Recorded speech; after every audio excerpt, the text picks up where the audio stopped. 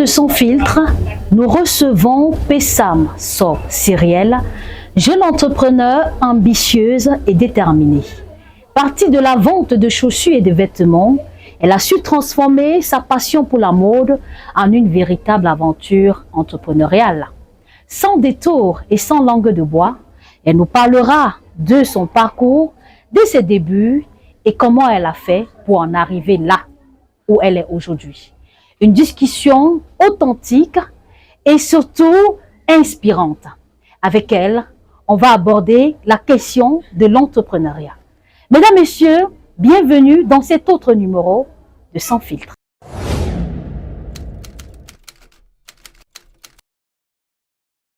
Cyrielle, merci de nous recevoir chez toi. Bonsoir. Très ravie de vous recevoir chez moi et le plaisir partagé. Alors, qui est Pessam Sob Cyrielle? Oui. On aimerait bien savoir comment est-ce que vous avez fait pour en arriver où vous êtes aujourd'hui, votre parcours. Comment vous avez commencé?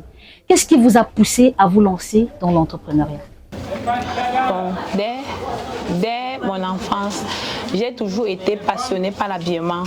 J'ai toujours aimé voir une femme très belle et puis, hélas, en grandissant, j'admirais. Mon désir le plus profond, c'était de faire dans un shopping, habits, chaussures, sacs. Ça n'a pas été facile. Et puis, tout doucement, je suis allée, je sais pas, j'ai commencé très bas. J'ai commencé par un déballage d'habits fuperie. Après, déballage fuperie, habits, je lui ai dit, bon tiens, je peux essayer dans la vente de chaussures. Je me suis lancée.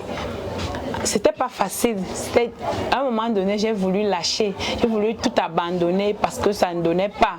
Mais bon, j'ai dit, tiens, courage. J'ai commencé dans mon bricolage, un peu moins cher, les 1500, 1000 francs. De là, j'ai commencé un peu.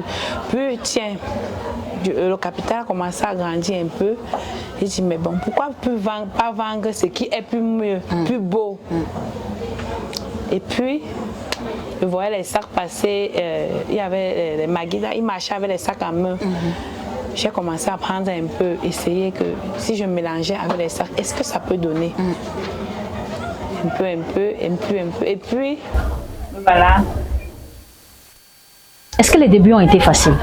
Pas facile, vraiment, très difficile. J'ai voulu abandonner.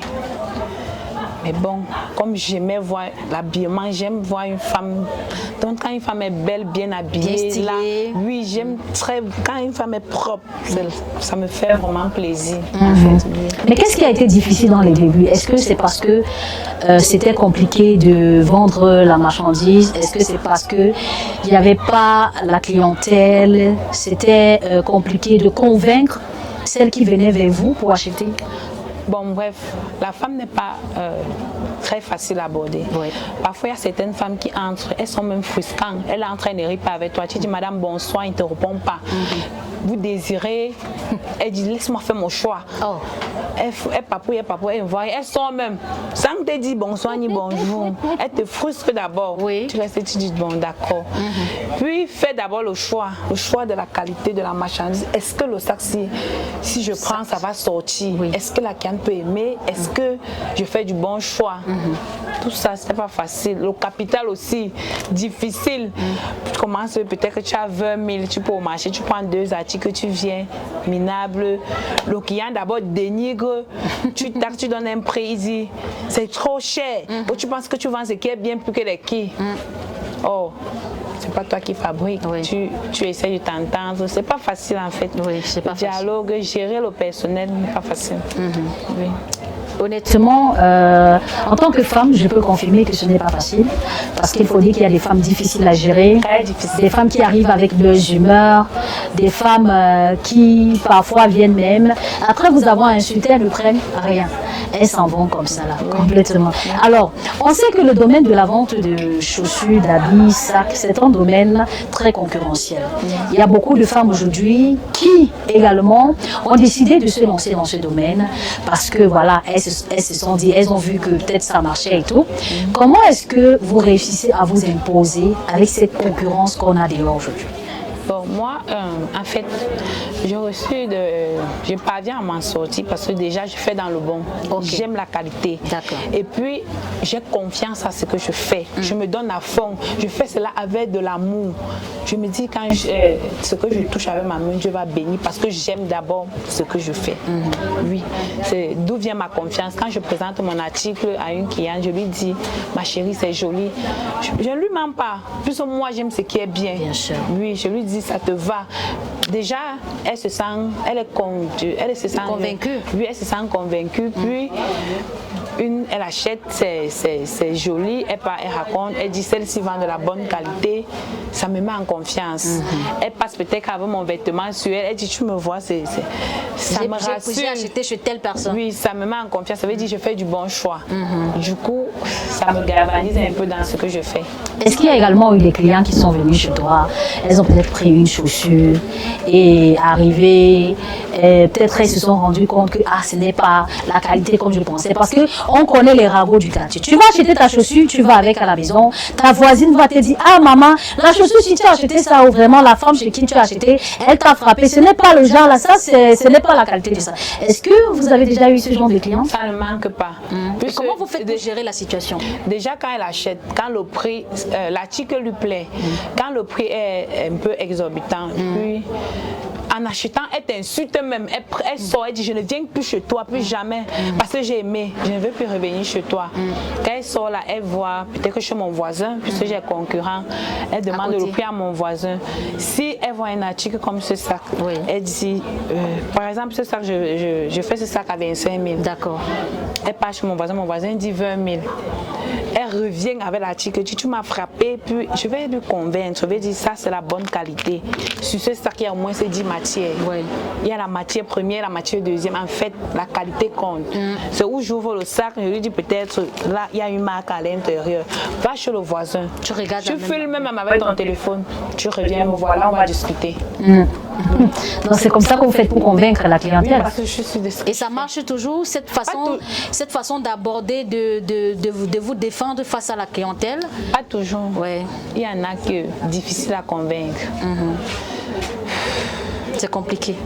Quand c'est débordé, quand je n'en peux plus, je préfère me taire. Je garde mon silence et j'observe. Et je fais ce que tu peux faire. Si je te rembourse, je fais comment? C'est pas évident. On rembourse quand l'article, peut-être qu'elle prend là, elle vient de prendre. Et puis elle se revient. Si elle veut trop faire les bons, je lui rembourse. Mais si elle rentre chez elle, ça dort, je ne rembourse plus.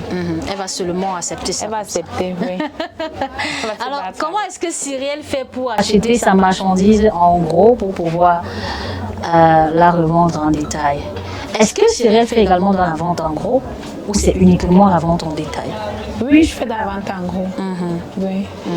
Bon, parfois, en fait, j'ai des partenariats. Ils vont en Chine, ils arrivent, quand ils arrivent, ils me contactent que la marchandise est là.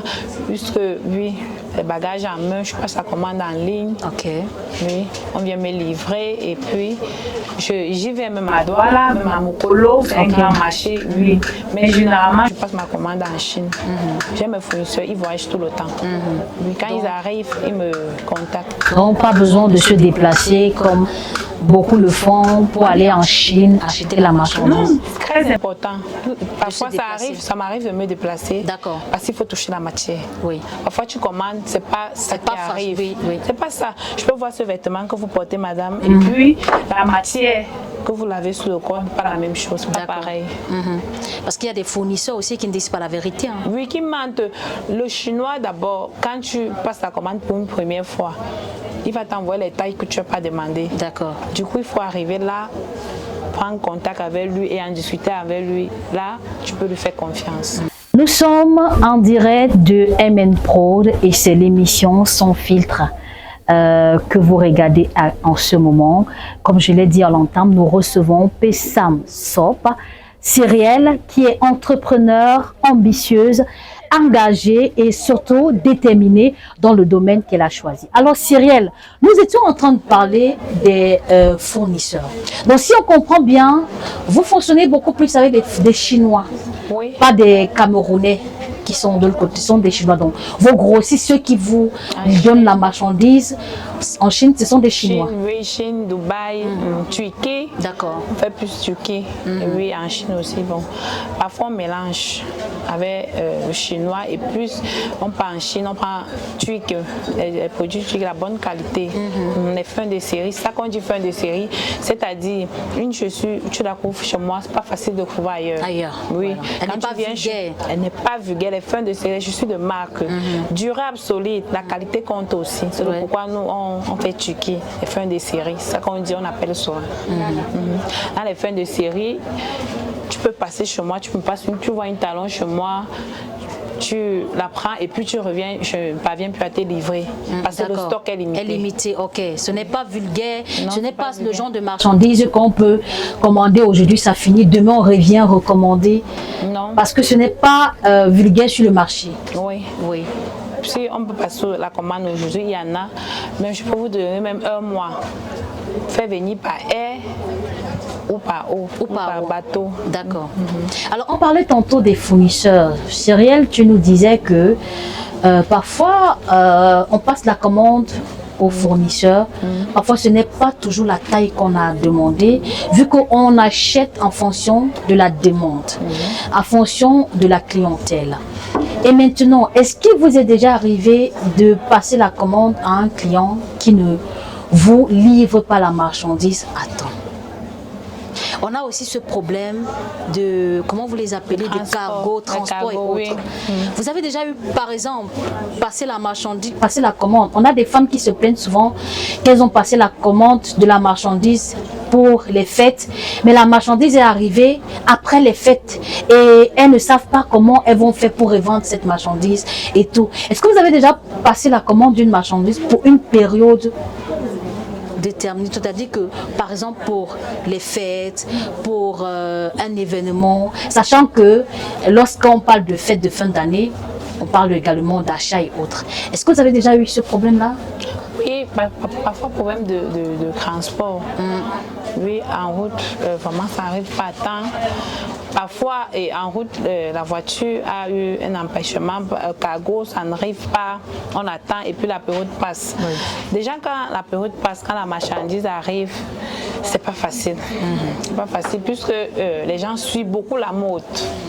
Justement. Les jeunes suivent beaucoup la mode. Quand il s'agit, quand il s'est plus à mode, par exemple, un article sort comme cette robe est de la mode actuellement, oui. Oui, dans un mois, ça serait trop ça. Ça sera démodé. Oui. Une autre version d'habit ou de robe va s'imposer sur le marché. Oui, et quand la marchandise vient en retard, déjà, tu es dans les pertes parce que tu ne peux plus vendre au prix d'achat. Ça devient compliqué, c'est pas facile. Et si on parlait de l'entrepreneuriat, comment est-ce que Cyrielle voit l'entrepreneuriat aujourd'hui? Est-ce que c'est un domaine facile, se lancer dans l'entrepreneuriat? C'est pas vraiment facile parce que... Vas-y. Beaucoup de réflexion. Oui. Choisir la bonne qualité. Il faut poster, se demander est-ce que ça va aller? Est-ce que je me lance là? Parce que tous les jours, on innove. On innove, oui. On cherche ce qui va plaire aux clients. Oui. L'entrepreneuriat n'est pas du tout facile. Les impôts ne nous laissent pas. En fait, dans notre propre pays, on n'est pas à l'aise. Les impôts, les taxes. C'est pas facile, hein? C'est pas facile. C'est pas facile. Et avec le personnel, ça se passe comment? Est-ce que vous avez toujours eu un personnel de confiance, un personnel sur qui vous avez toujours compté? Est-ce que ceux avec qui vous travaillez aujourd'hui sont ceux avec qui vous avez commencé? Oui. Oui, mais le personnel, par exemple, parlons du personnel. Par exemple, tu peux avoir un employé et puis c'est de ça, il s'agit. Oui. Oui, c'est pas toujours... Pas toujours facile. Le personnel n'est pas facile. Elle ne prend pas la chose comme pour elle. Elle se dit c'est facile. Quand elle trouve peut-être le vêtement, elle trouve la marchandise, elle se dit... bon, c'est trop facile de la voir. Oui, le personnel n'est pas facile. Pour avoir un personnel droit, honnête, fidèle, fiable, parfois, à l'heure où les festivals, il y a événementiel, les périodes de fête, le personnel peut décider de lâcher en ce période. Ah ouais, pour aller où? Elle abandonne le travail, elle démissionne et puis elle ne te dit rien. Parfois, quand tu es sous pression, là, il faut chercher la marchandise. Parce que je ne suis pas toujours là. Je dois chercher la marchandise, je dois faire mes recherches pour avoir ce qui n'est pas vulgaire. Bien sûr. Oui, pour avoir ma marque, pour avoir un nom, il faut vendre la bonne qualité. Oui, je prime pour la qualité, vraiment. Donc, les collaborateurs et collaboratrices, c'est pas facile. Et puisqu'on parle de collaborateurs et collaboratrices Cyrielle, on a donné la parole, on a tendu le micro de MN Prod, de Sans Filtre, à vos collaboratrices. Question de savoir ce qu'elles pensent de vous en tant que patronne. Est-ce que ça vous intéresse de suivre ce qu'elles ont dit? Oui. Vraiment? Ok, on va aller suivre ce que disent les collaboratrices de Cyrielle et on se retrouve après. bonjour. Bonjour madame, Comment tu t'appelles? je m'appelle Muriel Cindy. Alors, Muriel, qu'est-ce que Muriel fait concrètement ici chez Cyrielle? Bon, je suis chez Tante Cyrielle en tant qu'employée parce que je me sens à l'aise. D'accord. Bon, si on comprend bien, c'est toi qui diriges la clientèle quand la clientèle arrive. Tu vends les chaussures en gros, en quelque sorte. Oui, je vends les chaussures, les habits et les sacs. Alors, comment est-ce que Cyrielle se comporte avec... Comment ta patronne se comporte avec toi? Est-ce qu'elle est une patronne sévère, gentille? Non, pour moi elle est gentille. Pour moi elle est gentille, vu que ça, d'abord ça c'est mon premier emploi. Quand j'ai arrêté l'école en terminale, j'ai eu le bac, ça c'est mon premier emploi. Oui, quand j'ai commencé, depuis que j'ai commencé le travail, oui, j'ai jamais eu une patronne comme ça, parce que c'est mon premier boulot. Ouais. J'ai jamais eu à faire peut-être un autre boulot où je vais dire que telle était méchante, telle était gentille. Elle est gentille, oui. Donc avec elle, me sent à l'aise. Elle est un peu sévère? Non. Quand peut-être je fais une bêtise, elle me reproche de près. Donc, du genre, quand il n'y a pas la clientèle. Oui. Donc, quand vous êtes deux, elle te reproche? Oui. Et là, j'aime.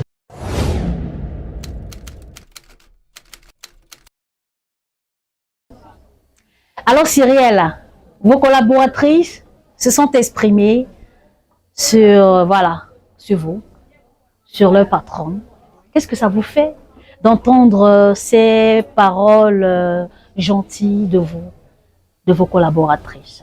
En fait, ça me fait plaisir parce que déjà, ils me prennent pour une bonne personne et dans les manières de parler, dans les façons de s'exprimer, je vois qu'ils veulent qu'on marche ensemble, qu'on chemine ensemble, qu'on aille de l'avant ensemble. De l'avant ensemble. De l'avant ensemble. Oui. Est-ce que Cyrielle est vraiment sévère, patronne sévère, dure, qui ne joue pas avec les employés, qui veut vraiment que l'employé soit exemplaire? Bon, quand il le faut, quand il s'agit du business, quand il s'agit du travail, je ne ris pas avec, parce que c'est ça, à travers ça qu'on gagne nos repas quotidiens. Oui. Quand il s'agit du boulot, on ne blague pas avec le boulot. On ne blague pas parce que c'est pas facile. C'est pas facile de trouver le travail, c'est pas facile d'aller déposer ton dossier, on t'embauche facilement. Oui, déjà, quand tu es employé, je dois prendre ce que tu fais au sérieux. Je ne joue pas avec. Je suis d'accord. Oui, parce que je me donne. Elle doit prendre l'exemple de ce que je fais. Parce que pour être mon exemple de demain, de parler en bien de moi, que demain j'aille peut-être ma fille Muriel, je vois elle a ouvert une grande entreprise, ça me fera plaisir. J'aurais gagné tout ce que j'ai formé. Bien sûr, vous serez fiers de dire que grâce à moi, elle est ce qu'elle est aujourd'hui. Je l'ai formée, elle est passée chez moi. J'ai été son modèle, son exemple. Elle a grandi, elle s'est formée un peu. Et aujourd'hui, parce qu'il faut dire qu'il y a des patronnes qui sont très jalouses de leur employé. Hein. C'est-à-dire que tu es avec un employé, demain quand l'employé s'en va ouvrir sa part, ça t'énerve. Non. Par contre, moi, quand je suis avec l'employé, je la prends comme moi. Oui. J'aimerais que demain, je lui vois même plus grande que moi, pourquoi pas? Oui. Oui. Bien sûr. Quand tu es avec une employée, son bonheur fait mon bonheur. Oui. Mais déjà, quand il s'agit de mon travail, de mon entreprise, on ne joue pas avec. On ne blague pas. Parce que c'est où je gagne mon pain et je prends soin d'elle à travers cela. Et j'aimerais que demain, si le Seigneur bénit, je peux ouvrir une autre, je lui laisse même celle-ci, pourquoi pas? Oui, parce qu'elle a bien travaillé avec moi et on a travaillé ensemble. C'est comme une récompense. Oui, oui. Oui, c'est très important parce que quand on doit avoir un retour sur investissement. On ne peut pas investir, on travaille avec des employés, on ne voit pas ce qu'on gagne en retour, on voit plutôt ce qu'on perd. On a des employés qui volent même les articles, qui partent avec. Une employée que je constate, peut-être que je fous, mais elle passe seulement.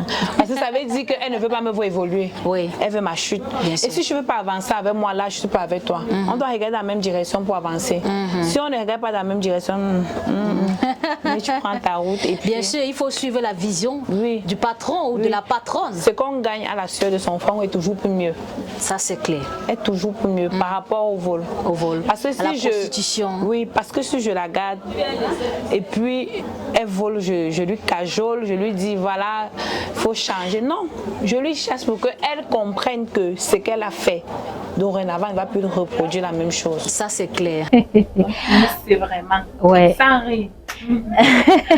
Alors, ici, Cyrielle nous parlait des difficultés qu'elle rencontre au quotidien. Quelles sont les difficultés que Cyrielle rencontre au quotidien? Est-ce que c'est facile tous les jours?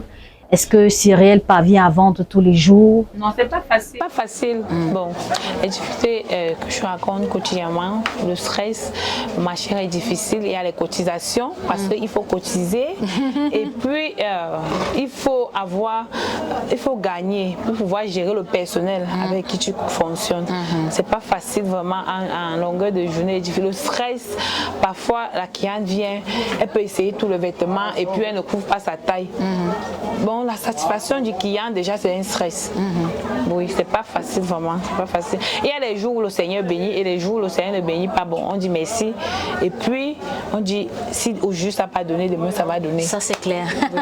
On n'en veut pas aux voisins, on n'en veut pas à la voisine, on parce qu'on a toujours tendance à dire que vraiment, le voisin qui est venu s'installer à côté de moi, là, c'est peut-être à cause de lui que je ne vends pas. Il pratique. Ce que moi, je sais, c'est que mon client, c'est mon client. Celui qui n'est pas mon client va aller ailleurs. Ça ne va pas me déranger. Oui. Ce que Dieu a prévu que si c'est ma journée, même si le client papote partout, elle va acheter chez moi. Quand c'est pour moi, c'est pour moi. Ça ne va pas ailleurs. Du coup, je n'en veux pas mon voisin. Parce que si on me laissait tout ce marché, je ne pense pas que je peux contenir le nombre de clientèle. Non, ça c'est... Ekounou, disons même seulement Ekounou, on se limite à Ekounou parce qu'on sait qu'il n'y a pas que les clients d'Ekounou qui viennent ici chez Cyrielle. Mais s'il fallait uniquement se limiter aux clientes de Ekounou, Cyrielle ne peut pas quand même satisfaire toute la clientèle d'Ekounou, ça c'est clair. Donc voilà. Alors Cyrielle, on va sortir de cet entretien avec un message. Si tu avais quelque chose à dire à ces femmes-là qui nous regardent en ce moment, qui hésitent encore à se lancer dans l'entrepreneuriat, ces femmes-là qui veulent bien, mais qui réfléchissent, qui ont peur de se lancer, quel est le message que tu peux leur passer? Bon, bref, le message que je vais leur passer, c'est que dans la vie, ce qui est difficile, la chose qu'on obtient difficilement, c'est ça qui est toujours mieux. Ouais. Si, et d'ailleurs, il y en a des femmes qui veulent se lancer dans l'entrepreneuriat, qu'elles ne se découragent pas parce que rien n'est facile dans la vie. Même le mariage n'est pas facile.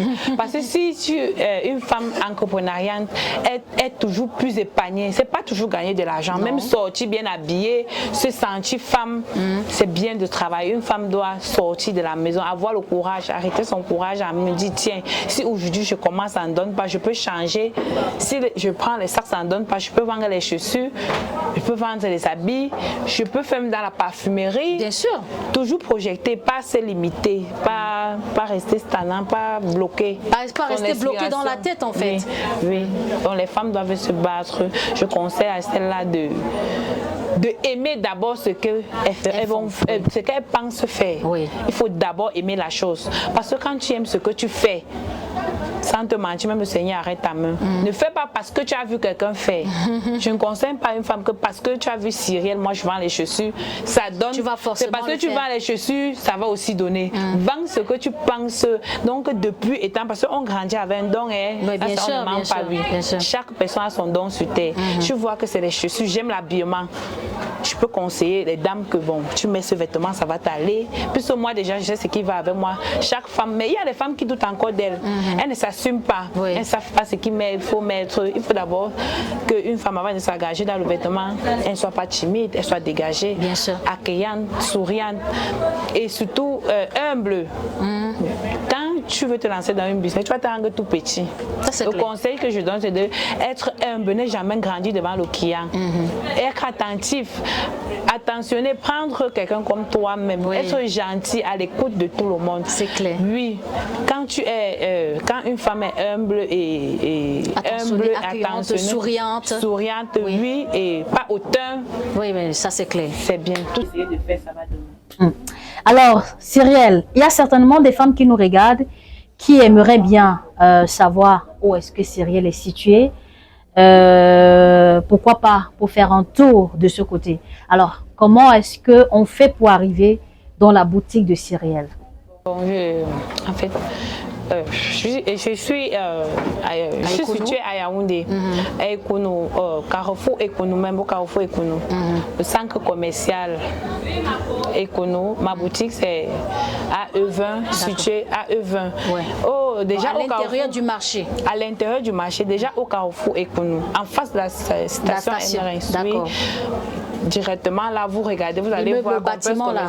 Un grand bâtiment, complexe commercial, marché Ekounou. Je suis à l'intérieur et ma boutique, elle est située à l'intérieur du marché, à l'entrée en allant vers Como. D'accord. Où on a les motos. Oui, l'entrée directement, je pense c'est la...